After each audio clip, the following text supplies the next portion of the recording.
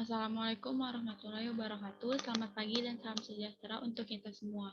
Kami mahasiswa dari Departemen Teknik Kimia Fakultas Teknik Universitas Sumatera Utara akan menjelaskan salah satu materi dalam mata kuliah Teknologi Oleokimia, yaitu teknologi pembuatan sabun padat dari Refined Bleached Deodorized Palm Stearin, yaitu RBDPS dengan reaksi saponifikasi dengan dosen pembimbing Ibu Profesor Dr. Insinyur Renita Manurung, MT. Adapun anggota dari kelompok kami, yang pertama, saya Sindina Fadila NIM 19040502, kemudian ada Putri Namira Bintang NIM 19040542, kemudian ada Kalisya Fitriani Lubis NIM 19040590.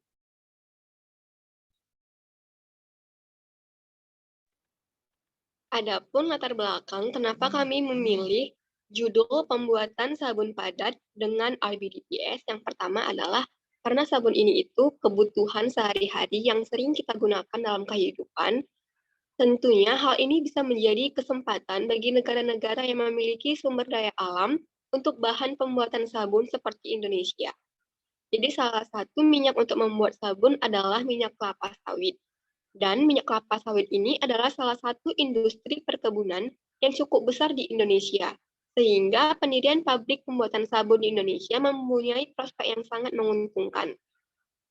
Lalu meningkatkan harga jual minyak kelapa sawit jika hanya dijual mentah tanpa diolah menjadi suatu produk. Dan yang poin terakhir, jadi proses vaksinasi akan menghasilkan dua komponen, yaitu minyak goreng atau ROL, olein atau minyak cair, dan stearin sawit atau RBDPS, Refined Bleached and Deodorized Palm Stearin. RBDPS inilah yang digunakan sebagai bahan baku dalam pembuatan sabun padat.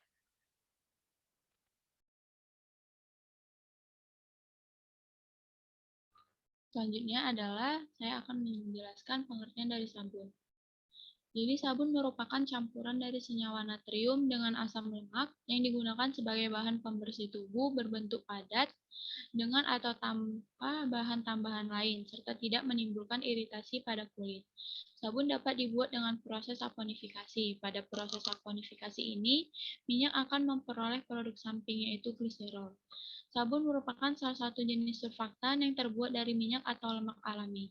Jadi surfaktan ini mempunyai struktur bipolar. Bagian kepalanya itu bersifat hidrofilik dan bagian ekornya itu bersifat hidrofobik. Karena sifat inilah sabun mampu mengangkat kotoran, biasanya lemak dari tubuh atau pakaian. Sifat yang melembabkan ini timbul dari gugus hidroksil yang dapat berikatan dengan hidrogen dan air dan mencegah air itu menguap. Salah satu minyak yang dapat digunakan dalam pembuatan sabun adalah minyak kelapa sawit. Dan dibandingkan dengan minyak yang lainnya, minyak kelapa sawit itu memiliki keunggulan tersendiri, yaitu rendahnya kandungan kolesterol dan dapat diolah lebih lanjut menjadi suatu produk yang tidak hanya dapat dikonsumsi sebagai kebutuhan pangan, tetapi juga dapat memenuhi kebutuhan pangan seperti sabun. Kemudian berikut adalah mutu sabun berdasarkan SNI. Jadi untuk syarat mutu sabun padat menurut standar nasional Indonesia itu diatur dalam 063532 tahun 1994. Dapat dilihat pada tabel. Untuk syarat mutu yang pertama adalah kandungan kadar airnya. Jadi maksimalnya itu adalah 15%. Jadi kadar air ini akan mempengaruhi kekerasan dari sabun. Jadi kandungan 15% ini akan membuat sabunnya itu keras, tetapi dan juga tidak mudah larut dalam air. Kemudian untuk jumlah asam lemak bebasnya itu minimal 70% atau lebih besar dari 70%. Jadi untuk jumlah asam lemak bebasnya itu bertujuan untuk meningkatkan efisiensi sabun dalam membersihkan kotoran atau lemak di permukaan kulit kita atau juga bahan seperti pakaian. Kemudian untuk alkali bebasnya, jika menggunakan alkali NaOH, maka maksimalnya itu 0,1%. Dan jika memakai alkali KOH itu maksimalnya itu 0,14%. Jadi, alkali ini tidak boleh berlebih dalam sabun karena akan menyebabkan iritasi pada kulit. Kemudian, kandungan asam lemak bebas atau lemak netralnya itu lebih kecil dari 2,5%. Karena asam lemak bebas ini merupakan zat pengotor atau tidak diinginkan dalam sabun karena akan mengurangi efisiensi sabun dalam membersihkan. Kemudian adalah spesifikasi bahan baku sabun. Jadi bahan baku dalam sabun itu terbagi dua, ada bahan baku utama dan bahan baku tambahan. Untuk bahan baku utama yang pertama adalah Refined Bleach Deodorized Palm Stearin atau RBDPS. Mempunyai sifat fisika, rumus kimianya CH3, CH2 16 kali, CO2 3 kali, C3 kali. Nah, dengan berat molekul, rantai alkilnya R dapat berupa rantai karbon jenuh ataupun tak jenuh, kemudian tidak larut dalam air, sedikit larut dalam alkohol dingin. Kemudian bahan baku utama yang kedua adalah sodium hidroksida. Dengan sifat fisika, rumus kimianya NaOH, kemudian berat molekulnya 40 gram per mol. Dengan sifat kimianya, bereaksi dengan Al2O3 membentuk AlO2- yang larut dalam air. Kemudian bereaksi dengan halida menghasilkan NaOX, dan asam halida bereaksi dengan ester membentuk garam dan senyawa alkohol. Kemudian bahan baku tambahan. Yang pertama adalah air. Dengan sifat fisika, rumus kimianya H2O, berat molekulnya 18 gram per mol. Kemudian sifat kimianya bereaksi dengan karbon menghasilkan metana, hidrogen, karbon dioksida, monoksida membentuk gas sintesis dalam proses gasifikasi batubara.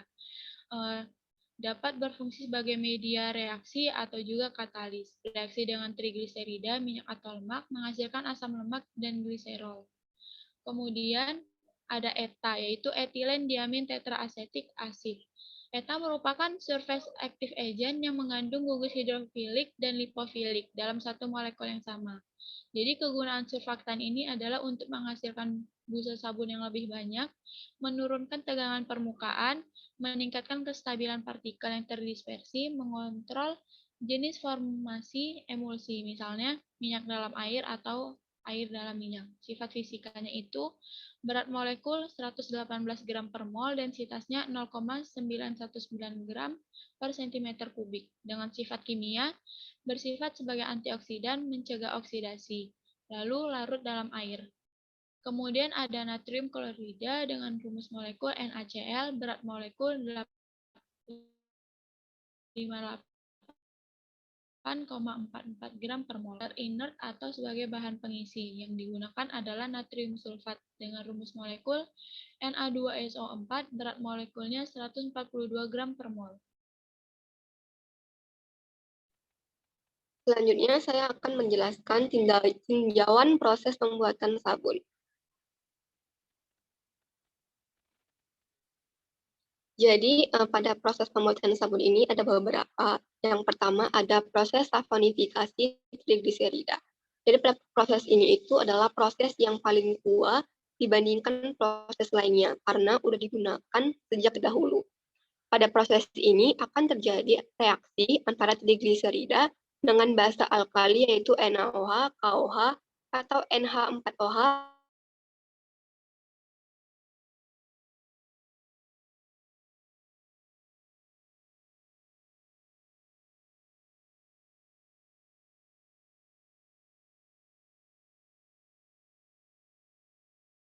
penting, yaitu gliserol. Pada proses ini akan menghasilkan sabun dengan konversi sebesar 99,5%.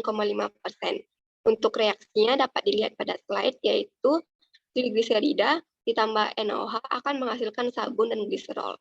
Lalu yang kedua ada proses netralisasi asam lemak. Jadi pada proses ini menggunakan dua langkah proses yang berbeda.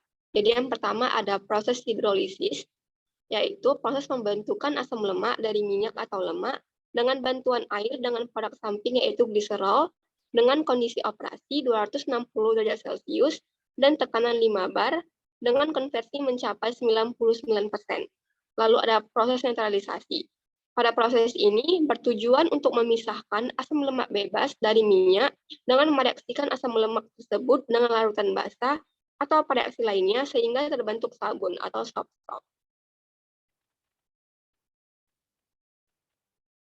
Lalu ada proses ketiga, yaitu proses saponifikasi metil ester asam lemak.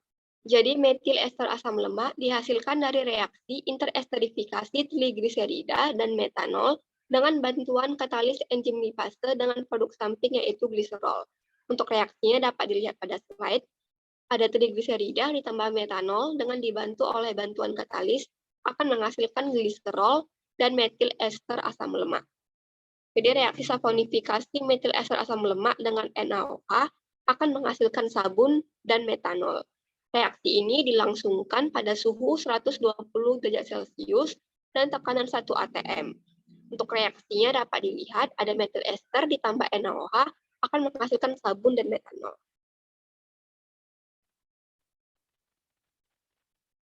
Nah, di sini tuh ada tabel. Tabel ini adalah rangkuman dari ketiga proses.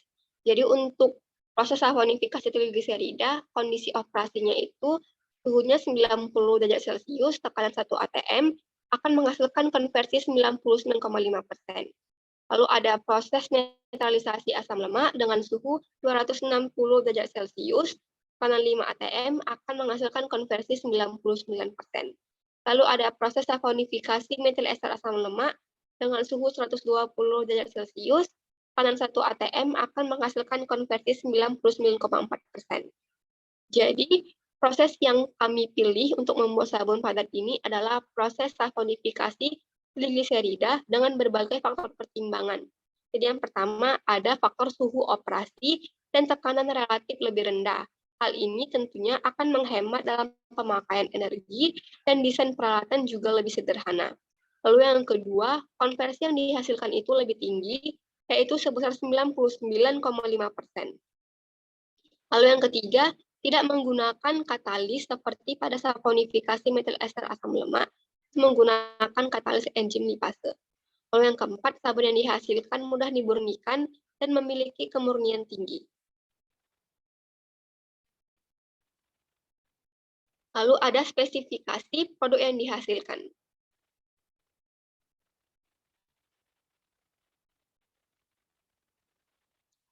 Nah, pada pembuatan sabun padat ini menghasilkan dua produk. Jadi ada produk utama dan produk samping. Untuk produk utamanya, dia akan menghasilkan sabun padat dengan sifat kimia, yaitu rumus kimianya C17H35COONA dengan berat molekul 306 gram per mol dengan wujud padat. Dan sifat kimianya yaitu sabun yang dihasilkan memiliki pH sekitar 10, dan sabun ini itu dapat bereaksi dengan air buangan membantu senyawa garam, kalsium, dan magnesium yang langsung terendapkan.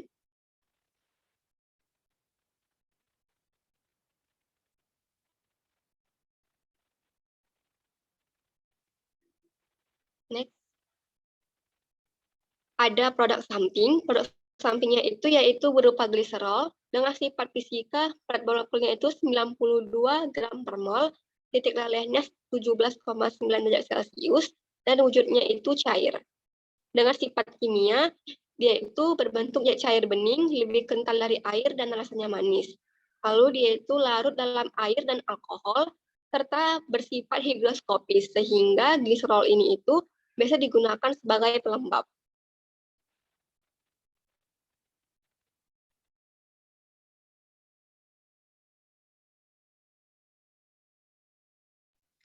Selanjutnya, saya akan melanjutkan bagian konsep reaksi. Next.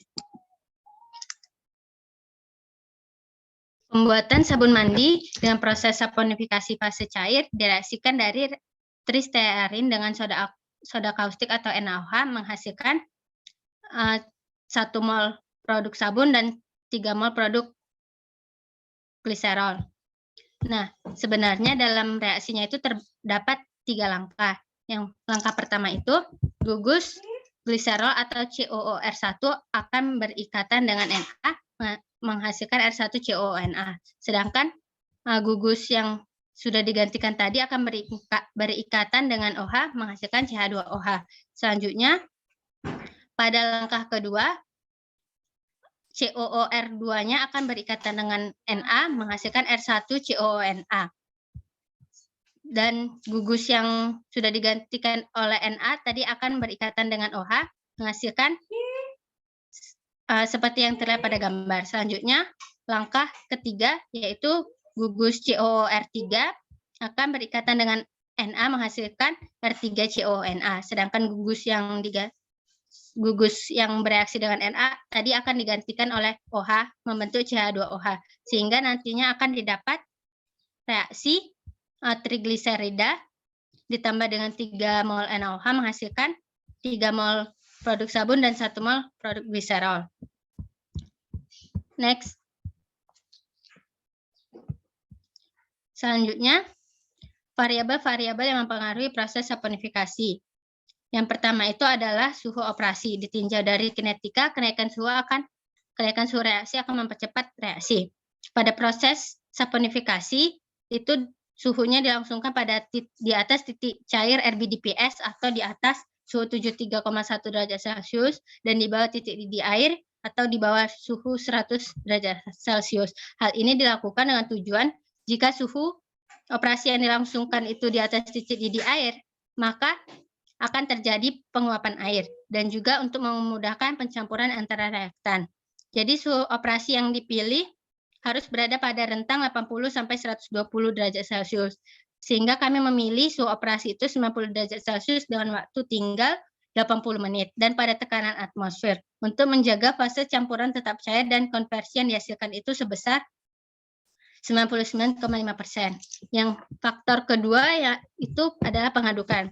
Trigliserida itu sukar larut dalam air, sedangkan basa seperti NaOH akan sangat larut dalam air sehingga jika didiamkan nantinya akan terbentuk dua lapisan yang terpisah dan reaksi hanya berlangsung pada daerah batas dua permukaan tersebut. Akibatnya reaksi akan menjadi lambat. Sehingga pengadukan ini dilakukan agar seluruh partikel reaktan dapat terdispersi satu sama lain sehingga laju reaksinya dapat meningkat. Yang ketiga adalah rasio reaktan. Perbandingan reaktan pada proses saponifikasi merupakan perbandingan mol NaOH terhadap RBDPS, yaitu sebesar 3:1. Perbandingan ini didapat dari persamaan reaksi saponifikasi trigliserida. Yang keempat, waktu reaksi. Semakin lama waktu reaksi, maka menyebabkan semakin banyak pula minyak yang dapat tersabunkan.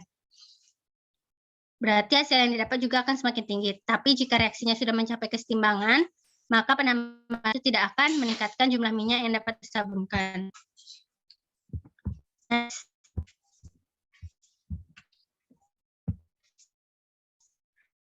Selanjutnya kita tinjau dari segi termodinamikanya. Hal ini bertujuan menentukan sifat reaksi apakah berjalan secara eksotermis atau endotermis dan arah reaksinya apakah reversibel atau irreversibel.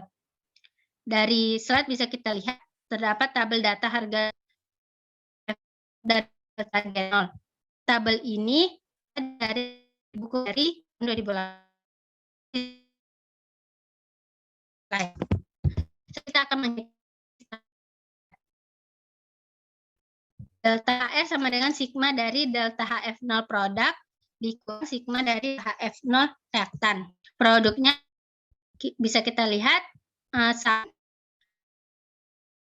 gliserol sehingga 3 dikali delta HF sabun ditambah 1 kali delta HF gliserol dikurang dengan delta HF reaktannya, yaitu 3 kali delta HF NaOH ditambah 1 kali delta HF tristearin. Lalu kita masukkan nilai masing-masing delta HF-nya sehingga nanti didapatkan delta HR0-nya itu minus 122 kJ per mol. Dari sini bisa kita lihat panas reaksi pembentukan standarnya itu bernilai negatif, sehingga reaksi akan berjalan secara eksotermis atau reaksi akan melepaskan kalor. Next.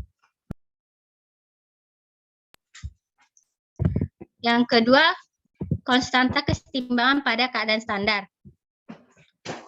Delta GR0 sama dengan min RT ln K 298, di mana delta GR0 ini merupakan energi bebas Gibbs pada keadaan standar, yaitu pada suhu 298 dan pada tekanan 1 atm.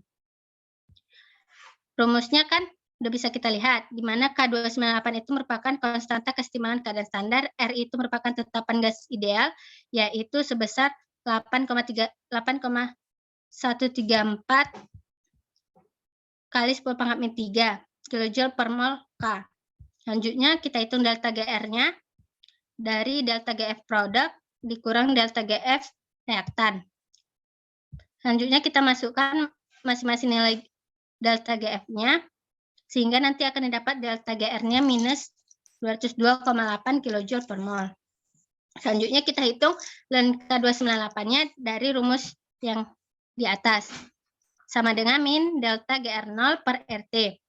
Kita masukkan nilai delta GR0-nya itu minus 202,8, kita masukkan tetapan kesetimbangan gasnya 8,314 kali 10⁻³ dan suhu standarnya yaitu 298. Diperoleh nilai tetapan nilai konstanta kesetimbangan pada keadaan standar itu 3,48 kali 10⁻³5. Next. Yang ketiga, kita akan menghitung konstanta kesetimbangan pada suhu operasi, yaitu 90 derajat Celcius atau 363 Kelvin. Rumusnya itu suhu operasi dibagi standar sama dengan T1 per kali T2 kurang dikali T1 suhu. Lalu kita masukkan hingga didapatkan ln K363 dibagi K298 itu besar min 1,9. Selanjutnya dari perhitungan sebelumnya didapatkan nilai K298 itu sebesar 3,48 kali 10⁻³5. Lalu nantinya akan didapat nilai konstanta kesetimbangan pada suhu operasi sebesar 3,51 kali 10⁻³5.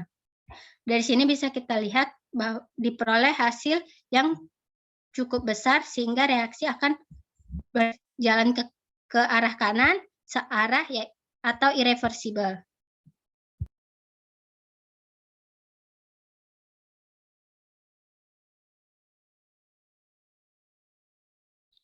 Selanjutnya saya akan menjelaskan diagram alir proses dan tahapannya.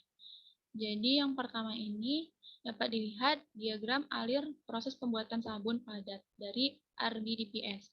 Jadi yang pertama ini terdapat unit proses melter, melter pertama dan juga melter yang keempat.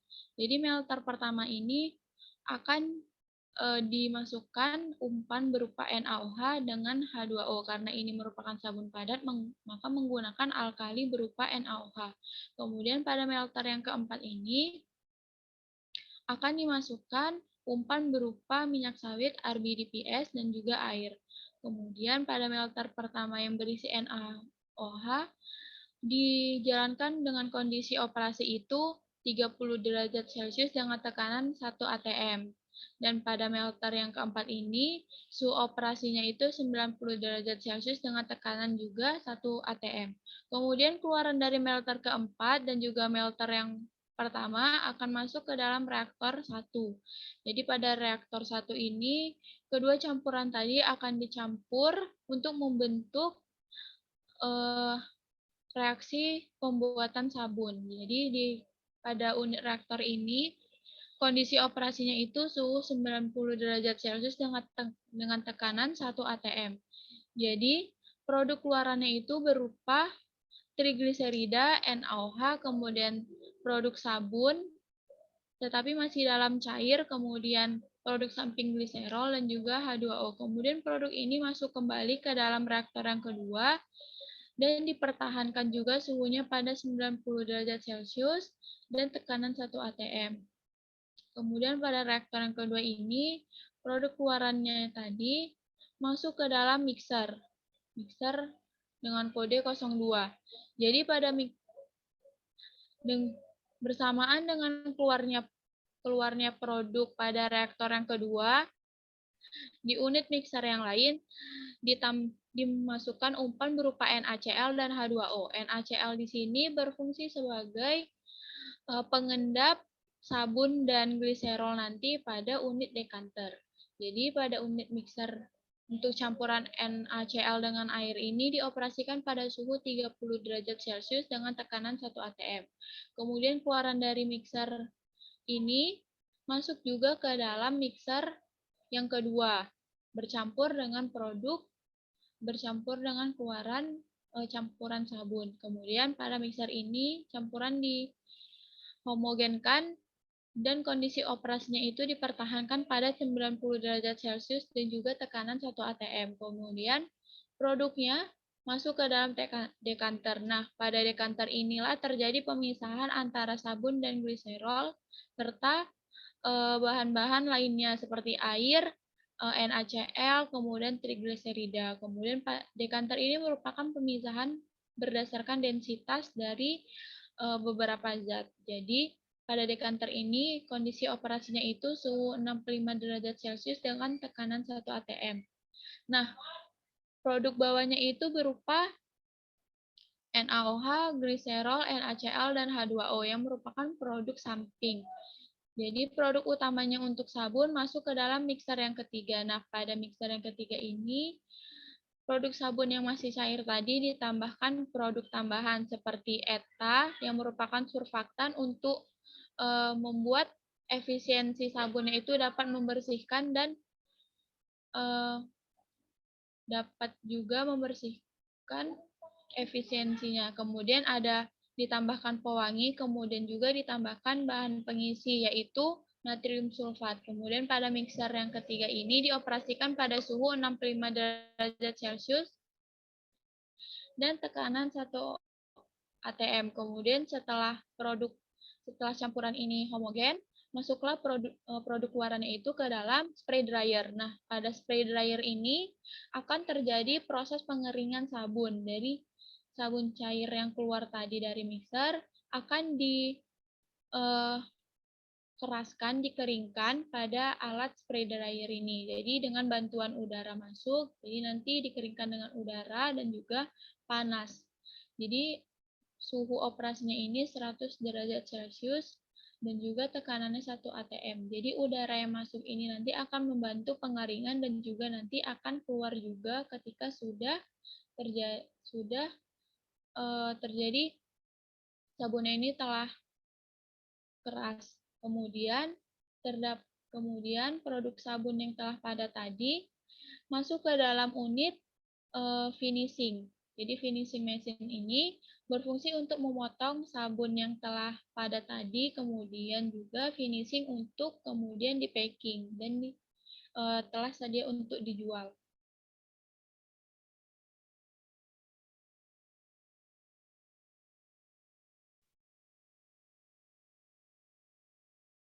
Jadi tahapan proses yang tadi saya jelaskan itu terdiri dari 5 tahap. Jadi yang ada tahap persiapan umpan, kemudian tahap reaksi saponifikasi tristearin, kemudian tahap pemurnian sabun mandi, lalu ada tahap penambahan zat aditif pada sabun, lalu ada tahap pengeringan dan finishing sabunnya.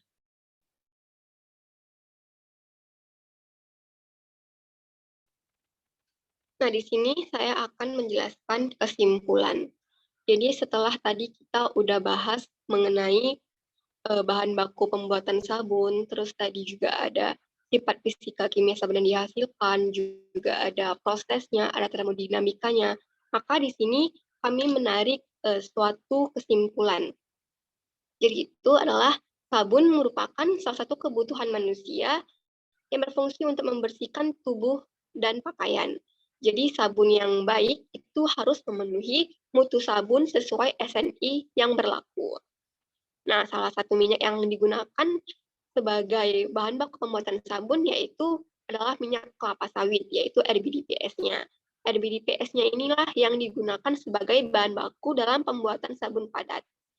Jadi itu sabun dapat dibuat dengan 2 cara, yaitu proses saponifikasi dan proses netralisasi. Di sini kami memilih proses saponifikasi dan bahan bakunya itu berupa RBDPS dan akan direaksikan dengan katalis basa yaitu NaOH yang dijalankan dengan sistem kontinu sehingga akan menghasilkan sabun sebagai produk utama dan gliserol sebagai produk samping. Nah, reaksi saponifikasi trigliserida akan berlangsung dalam reaktor alir tangki berpengadup dan pada proses pembuatan sabun mandi padat ini itu terdiri dari 5 tahap yang udah dijelaskan oleh teman saya tadi. Jadi ada tahap persiapan umpan, ada tahap reaksi saponifikasi tristearin, ada tahap pemurnian sabun mandi, ada tahap penambahan zat adiktif pada sabun, lalu tahap terakhir yaitu tahap pengeringan dan finishing sabun. Dan konversi yang dihasilkan di sini itu sebesar 99,5%, dan konversi ini itu bisa dikatakan udah cukup besar. Dan reaksi yang berlangsung dalam pembuatan sabun ini itu berjalan secara eksotermis dan berlangsung searah atau irreversible. Saya kembalikan kepada moderator.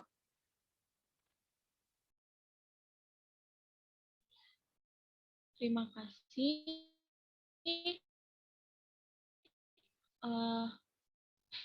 Terima kasih. Berikut merupakan hasil presentasi kami. Mohon maaf apabila ada salah kata. Kami akhiri. Wassalamualaikum warahmatullahi wabarakatuh dan salam sejahtera untuk semuanya.